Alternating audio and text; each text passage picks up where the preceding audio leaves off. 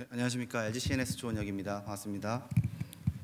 오늘은 제가 데이터 센터 되게 흔히 요즘에 들으실 수도 있는데 어찌 보면 데이터 센터가 최근 전기를 많이 사용하고 그러다 보니 기후에 영향을 좀 미치고 그런 이슈들이 좀 존재합니다. 근데 그런 이슈 상황 속에서도 데이터 센터 사업자들이 환경을 위해서 어떤 미래 기술들을 준비하고 있고 앞으로 나아갈 건지에 대해서 간략히 말씀드리는 시간 갖도록 하겠습니다. 소개에 앞서 저는 LG그룹에서 데이터 센터만 해오고 있습니다. 네, 2010년도부터 데이터 센터 사업을 쭉 이끌어오고 있고요.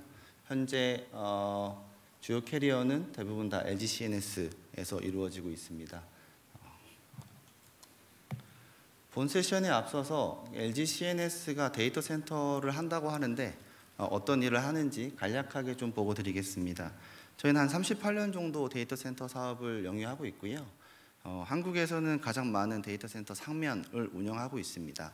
그리고 2019년도에 DBO, 디자인 빌드 오퍼레이션이라는 서비스를 런칭을 해서 현재 저희가 어찌 보면 꽤 많은 시장 점유율을 갖고 있고요. 특이사항으로는 올해 저희가 인도네시아의 국내 기업 최초로 데이터 센터를 런칭을 했고 내년도 10월에 오픈을 앞두고 있습니다. 본 세션 바로 들어가도록 하겠습니다. 어찌 보면 IT 기술이 발달하면서 데이터 센터가 사용하는 전기가 급격히 늘어났습니다. 과거로부터 조금 살펴보겠습니다. 인터넷 초창기 때에는 굉장히 작은 서버실, 즉 전산실이라고 불렸는데 일반 건물 안에 일부 컴퓨터실을 만들어서 그 안에서 서버를 두고 연산을 하면서 서비스를 만들었습니다. 이후 포탈 시대가 열리고 나서 데디케이티드 데이터 센터가 처음 생기게 됐고요. 그때에는 많은 기업들, 즉 야후나 구글 같은 포탈 기업들이 대고객 서비스를 런칭했던 시대로 기억을 하실 겁니다. 이후에 데이터 센터가 급격히 늘어나기 시작한 건 컨텐츠 기업들이 생길 때부터입니다. 유튜브나 넷플릭스 같은 컨텐츠 기업들이 많은 데이터를 생산을 하고 이를 딜리버리해서 고객들에게 전달하면서 그때부터 어찌 보면 큰 스케일의 데이터 센터가 만들어졌다고 보시면 되고요. 이후 또 한 번의 변혁기가 있습니다. 바로 클라우드 서비스가 런칭됐을 때인데요. 그때 아마존과 구글, MS와 같은 글로벌 빅테크 기업들이 클라우드 서비스를 런칭하면서 그야말로 하이퍼스케일의 데이터 센터를 만들기 시작하였고 그때부터 전기가 굉장히 많이 소모되기 시작했습니다. 이후 최근 AI, 즉 GPU의 성장과 더불어서 데이터 센터가 한 번 더 변혁을 이룰 겁니다. 이런 부분에 있어서 향후에 저희가 얼마나 더 많은 기술 발전이 있을지 저도 잘 예상을 못하겠는데요. 간단하게 전력량으로 봤을 때에도 불과 한 20년 사이에 50배 이상의 전기를 지금 데이터 센터 산업에서 사용하고 있음을 알 수 있습니다. 이렇게 전기를 많이 사용함에 있어서 데이터 센터는 안쪽, 그러니까 내적으로나 외적으로 이유가 있습니다. 첫 번째로는 사용하는 서버 자체가 바뀌어가고 있습니다. 과거에 메인프레임을 사용했던 시대에 렉당 한 1kW 정도의 전기를 저희가 사용했습니다. 그 이후에 흔히 말하는 포탈 기업들이 왔을 때에는 저희가 주로 유닉스 서버를 사용했죠. 그때는 렉당 한 3.3에서 5kg 정도 되는 렉들을 사용했고요. 그 이후에 클라우드 시대 때는 블레이드 서버를 사용했습니다. X86 서버라고도 불리는데 그 서버를 사용할 때 저희가 렉당 한 10에서 15kg 정도의 전기를 사용했고요. 지금 GPU를 사용할 때 현재 저희가 사용하고 있는 전력량이 한 50kg 정도 됩니다. 근데 향후에 나올 이제 H100 이후에 H200, B200 모델들은 렉당 200kg, 300kg 저희도 잘 예상을 못하겠습니다. 그렇게 되면 정말 짧은 기간 안에 데이터 센터 자체가 연산하는 데이터 양이 급격히 늘어났고 이로 인해서 많은 에너지가 필요하구나 라고 이해를 해주시면 좋을 것 같고요.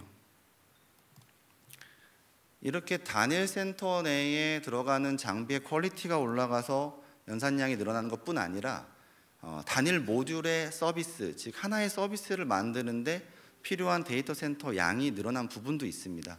우리가 챗GPT 같은 특정 서비스를 런칭하기 위해서 들어가게 되는 데이터 센터의 양이 과거에는 빌딩 하나 정도였다면 지금은 캠퍼스 형태로 리즌에서 서포트를 해야 되는 그런 상황까지 이르렀다고 보시면 되고요.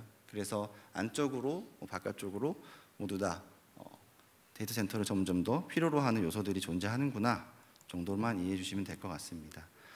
현재 데이터 센터는 한 1.5%, 전 세계 전기 사용량의 한 1.5% 정도로 사용합니다. 근데 이 값은 2030년도에 IEA 발표에 따르면 3% 정도로 올라올 것 같고요. 3%라는 수치가 작게 보일 수도 있는데 일본 전체가 사용하는 전력량이 3% 정도 됩니다. 그래서 한 국가의 만큼 데이터 센터 산업에서 전기를 사용하게 된다. 이렇게 좀 생각해 주시면 될 것 같습니다. 그러면 이렇게 데이터 센터가 물론 여러 가지 역할을 하지만 어찌됐건 전기를 많이 사용하게 되면 지구에 부담을 줍니다. 그 부담을 최소화하기 위해서 저희 사업자들이 여러 가지 활동들을 하는데요. 하나씩 좀 말씀드리도록 하겠습니다. 우선 가장 기본적인 겁니다. 에너지 효율 최적화된 장비를 사용하는 부분에서 시작하고 있습니다. 이 부분은 저희 사업자만이 할 수 있는 건 아니고요. 벤더들, 즉 제조사 분들께서 전기나 기계, 보안, 네트워크, EHS 등등의 저희가 약 700개 정도의 카테고리의 장비들을 사용하는데 그 모든 카테고리에 있는 제조사 분들이 함께 노력해 주시고 계십니다. 그래서 이분들이 만들어 주신 좋은 장비를 저희가 가감 없이 투자해서 저희가 에너지를 아끼는 부분에 있어서 노력하고 있다라고 봐주시면 될 것 같고요. 두 번째로는 이게 굉장히 저희 업계에서는 화두입니다. 그리고 아마 나중에는 주거나 일상생활에서도 이런 부분이 영향이 계실 거라고 생각합니다. 데이터 센터가 어찌됐건 많은 에너지를 운동시키기 위해서는 그를 위한 전기가 필요하지만 그 전기로 발생된 열을 제어할 수 있는 쿨링 기술이 굉장히 중요합니다. 그래서 전체 사용하는 전기량의 약 50% 정도를 쿨링에 사용을 하는데요.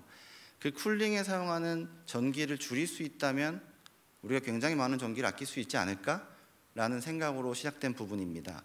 그래서 최근에는 저희 보면 지금 계시는 곳도 어찌 보면 에어컨, 즉 에어쿨링 방식으로 저희가 냉난방을 합니다.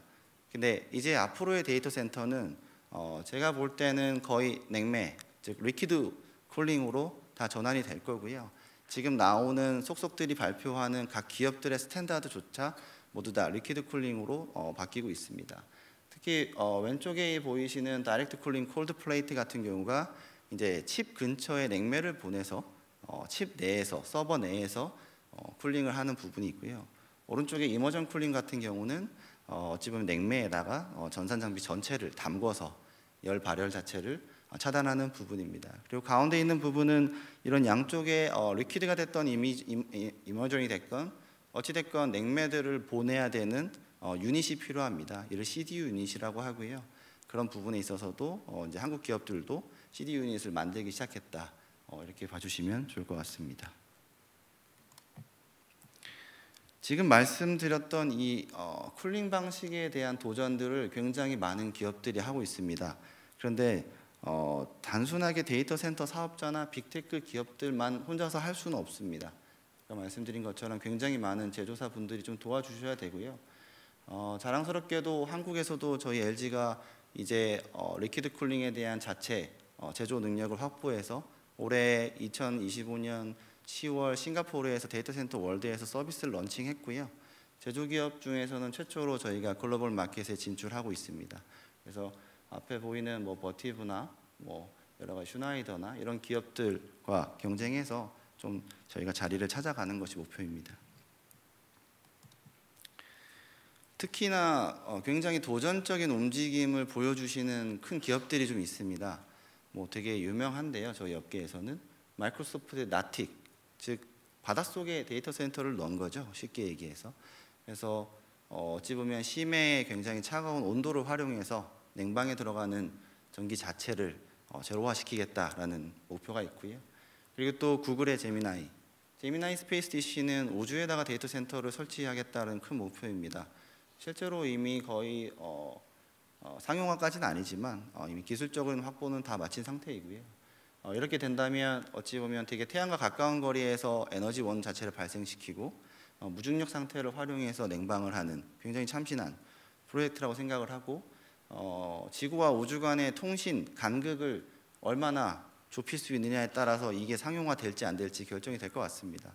그래서 저기서 발생시키는 데이터를 얼마나 빨리 지구로 갖고 올 수 있느냐, 이런 부분에 대한 난제가 있겠지만 어찌됐건 환경을 생각하는 큰 빅테크 기업들의 움직임이라고 보이고 굉장히 인상적이어서 소개해드리고 싶었습니다. 또 기술적 발전도 있지만 리소스 자체를 친환경 쪽으로 사용하는 방향도 있습니다. 아무리 저희가 기술을 고도화하고 하더라도 어찌 보면 사용하는 에너지원 자체를 태양광이나 풍력 같은 리소스로 사용하는 게 베스트 웨이입니다. 그래서 어찌 보면 굉장히 많은 IT 기업들이 최근 발전 사업도 좀 병행을 합니다. 그래서 미국 같은 경우는 특히 태양광 발전을 같이 많이들 빅테크 기업들이 하고 계시고요. 그렇게 해서 발생시킨 전력 기반으로 본인들의 서비스를 커버하고 일반 발전소에서 발생되는 부분은 우리 인간의 생활에 사용될 수 있도록 그렇게 좀 준비를 하고 있고요.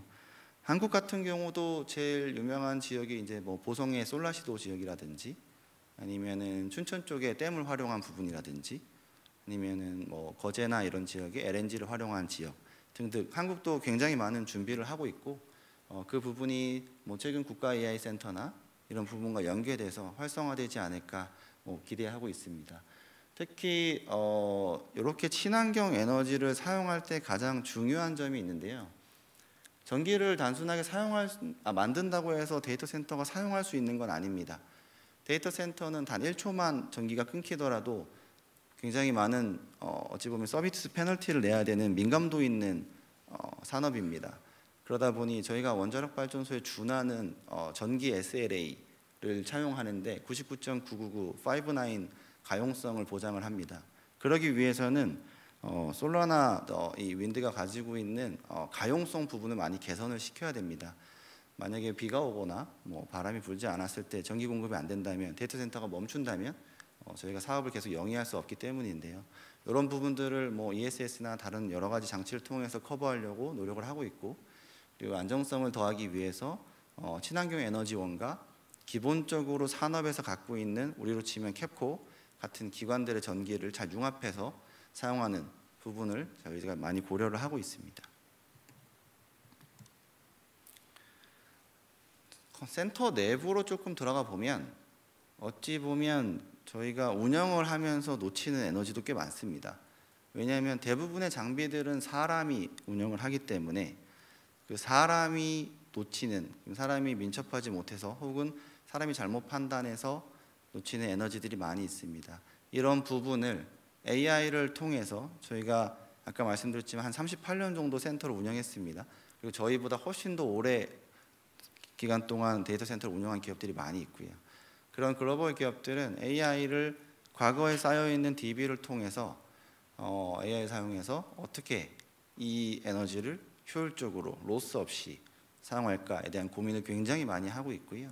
이런 부분에 있어서 저희 LG그룹도 열심히 하고 있다 정도만 말씀드리고 넘어가도록 하겠습니다.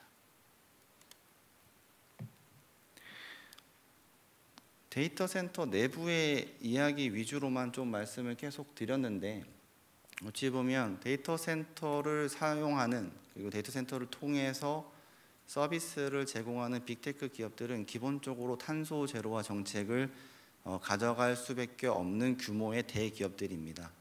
그래서 그런 부분도 있지만 어찌 보면 그들이 가져가는 사회적 책임에 대한 책임감 등을 통해서 뭐 구글, 아마존, 뭐 이퀴니스 같은 대형 데이터 센터 사업자들이 탄소 제로를 위해서 다방면으로 활동을 하고 있다. 단순하게 데이터 센터 내부에서 쓰이는 에너지 관리뿐 아니라 그들이 사용하는 오피스, 뭐 차량, 움직임, 뭐 직원 관리 측면에 있어서도 저희가 탄소 제로를 실천하고 있다라고 좀 봐주시면 좋을 것 같고요. 조금 발표를 빨리 했네요. 지금 마지막 장표인데요. 질의응답을 좀 받도록 하겠습니다. 마지막은 이겁니다. 데이터 센터가 최근에 굉장히 싫어하는 분이 많으세요. 특히 본인들 이제 주거 지역 앞에 데이터 센터가 지어지면 뭐 전자파 뭐 이런 우려가 된다. 아니면 되게 많은 차량이 오갈 것 같은데 교통 유발되지 않을까? 뭐 이런 여러 가지 민원들이 존재합니다. 근데 사실은 뭐 기사에도 보셨겠지만 사실과 무관한 부분이 많고요. 그와 별개로 일단 데이터 센터가 없을 때를 한번 먼저 좀 같이 고민해 봤으면 좋겠습니다. 우리나라가 지금 전기가 부족해서 데이터 센터 주권을 어찌 보면 동남아시아 쪽에 많이 잃고 있고, 특히 일본이나 근처에 있는 싱가포르 이런 지역에서 데이터 센터 인프라를 유치하고 투자함으로써 가져간 IT 리더십을 한번 좀 살펴봤으면 좋겠습니다. 그 나라들에서는 데이터 센터 그렇게 반대하지 않습니다. 그들이 들어와야가 데이터 센터를 사용하는 IT 기업들이 들어올 거고, 그 IT 기업들이 들어와서 우리나라의 여러 가지 서비스 환경을 개선시켜줘야 우리의 삶도 좋아진다고 생각합니다. 그래서 단순하게 전기 먹는 하마 데이터 센터보다는 우리 생활 자체를 좀 도와주는 데이터 센터, 이렇게 조금 예뻐해 주십사 하고 마지막 장표를 준비했습니다. 네, 이상으로 보고 마치겠습니다. 감사합니다. 네, 조원혁 데이터 센터 사업단장님 감사드립니다. 시간이 좀 남았는데 말씀해 주신 대로 질의응답을 좀 진행을 해 볼까요? 혹시 발표 들으시면서 궁금한 점이 있었던 분들은 손 들어주시면 저희가 마이크를 전달하겠습니다. 궁금한 점 있으실까요? 데이터 센터를 좀 예뻐해달라는 마지막 따뜻한 메시지를 전해주셨는데요. 혹시 질문이 없으시다면 마지막 뭐 한 말씀. 네네, 저희가 마이크를 지금 전달해 데이터 드립니다. 센터 때문에 질문을 좀 드리겠습니다. 지금 수도권에는 수요가 굉장히 많은 걸로 알고 있는데, 지금 한전 같은 데서 지금 수도권에 전력이 없다, 공급이 불가하다, 지금 이렇게 답변을 받고 있거든요.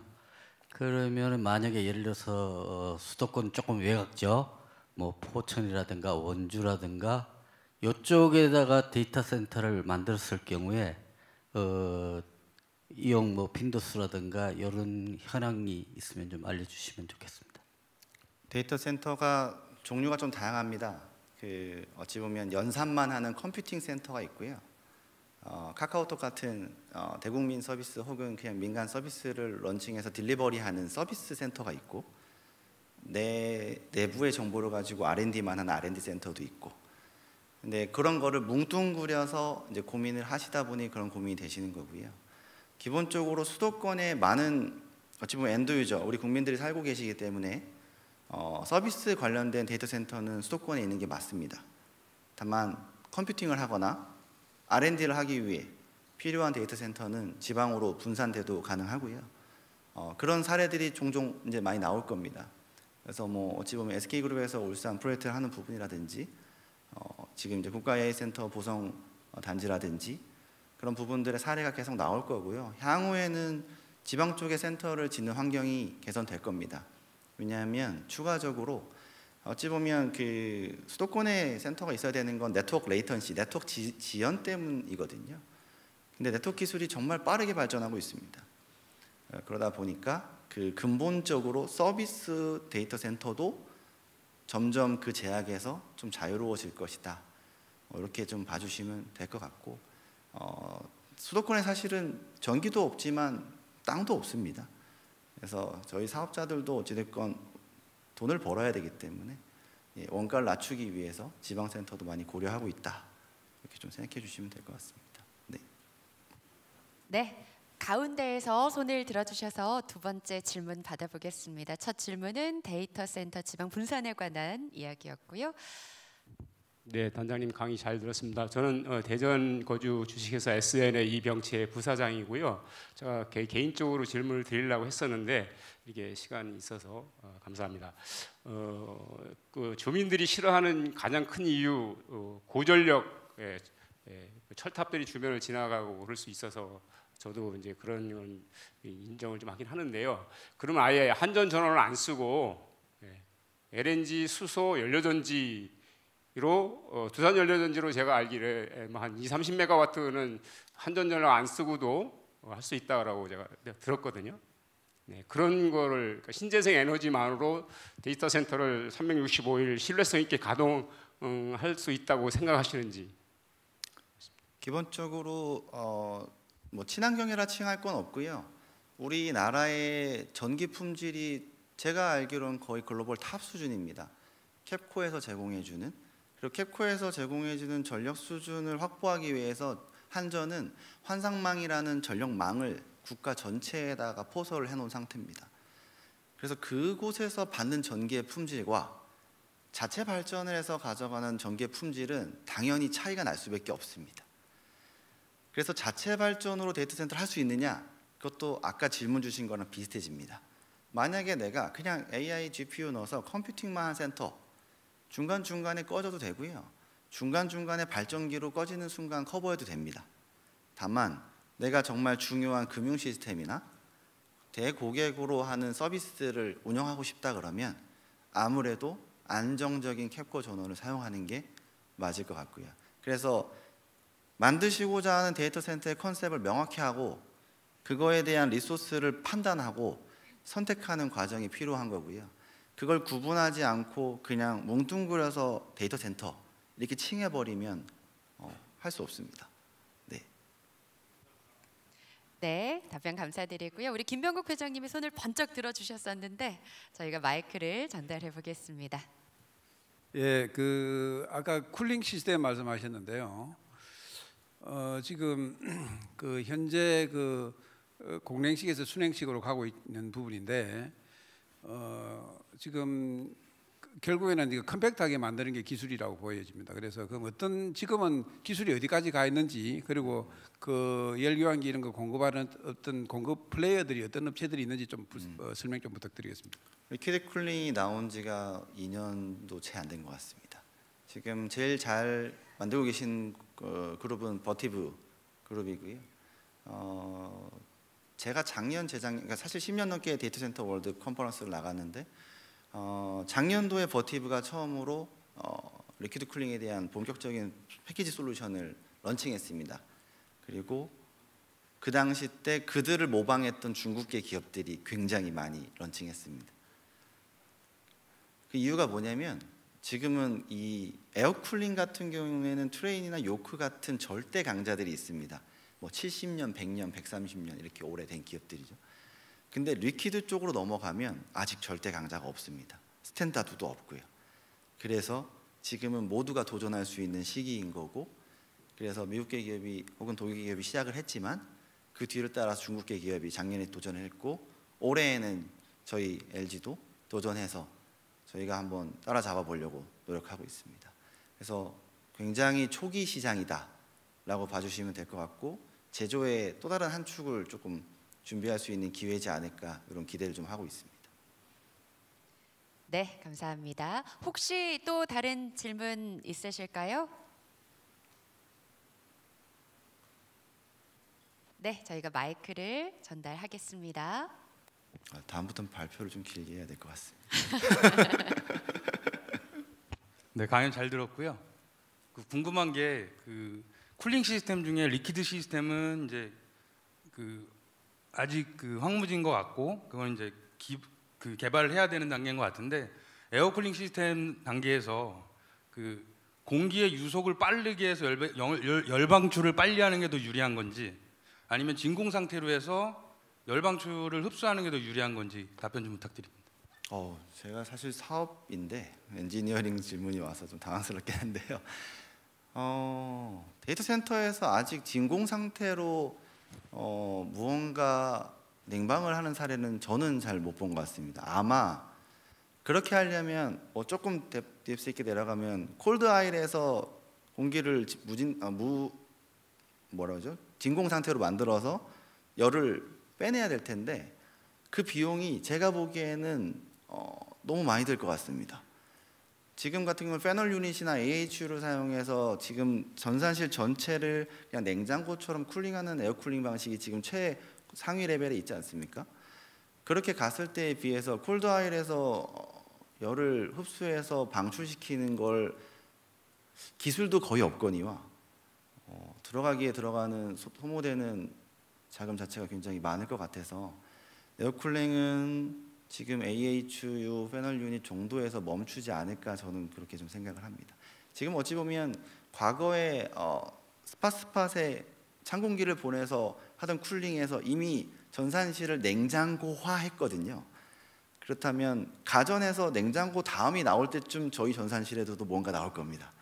지금은 이미 굉장히 낮은 PUE를 가지고 이미 전산실이 거의 냉장고화되었다라고 보시면 되기 때문에 에어쿨링은 그 정도 선에서 저는 멈추지 않을까 생각됩니다.